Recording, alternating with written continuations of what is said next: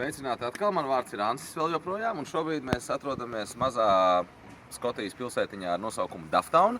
Dufftown ir ievērojama ar to, ka Dufftownai apkārt un arī pašā Dufftownā ir atraduši mājvietu vairākas ļoti zināmas viskija ražotnes, iesala viskija ražotnes, kā piemēram Glenfiddich, Balvenie, Glenlivet, tepatās netālu arī Craigellachie ražotne ir tepatās netālu.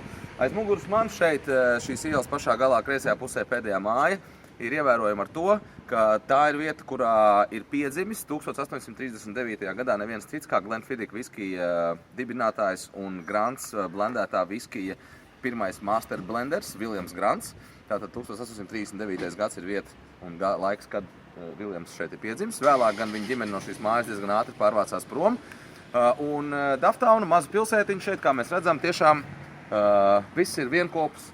Šīs viskija ražotnes, kas ir apkārt šai pilsētiņai, nodrošina ļoti daudz darba vietas vietējiem iedzīvotājiem. Šeit viss vairāk vai mazāk ir saistīts ar viskiju, ar aitkopību tieši tāpatās, ja, jo no aitām mēs dabūnam gan vilnu, tāpatās arī jērs ir viena no vietējām ēdmaņām labām, ko cilvēki ēd un nesmādē. Un šī sižeta operators vakar pats pārliecinājās par to, ka jērs šeit ir lielisks, vai ne?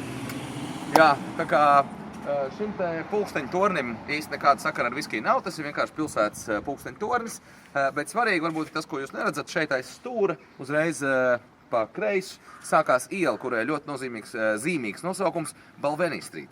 Atkal ar viskiju Balvenie tam īsti nekāda sakara nav, jo Balvenie viskijas savu nosaukumu ir iegūst no senlaicīgas pils ar nosaukumu Balvenie, kur šeit kādreiz pirms daudziem simtiem gadu ir atradusies.